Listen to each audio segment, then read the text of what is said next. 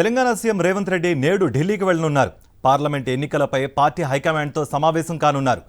MP అభ్యర్థుల ఎంపిక, corporation చైర్మన్ల నియామకం, పార్లమెంట్ ఎన్నికల ప్రచారంపై చర్చించే అవకాశం ఉంది. ఇదే అంశానికి సంబంధించి మరింత సమాచారం మా ప్రతినిధి రాకేష్ అందిస్తారు. రాకేష్, సీఎం రేవంత్ రెడ్డి నేడు మధ్యాహ్నం ఢిల్లీ వెళ్లే అవకాశం కనిపిస్తోంది. ఇప్పటి వరకు సీఎంఓ నుంచి అధికారికంగా సమాచారం ఇవ్వనప్పటికీ ఢిల్లీ వెళ్ళనున్నట్టుగా ఏర్పాట్లు జరుగుతున్నట్టు సమాచారం. ముఖ్యంగా పార్లమెంట్ ఎన్నికలకు సంబంధించి హైకమాండ్ చర్చించే అవకాశం కనిపిస్తా ఉంది.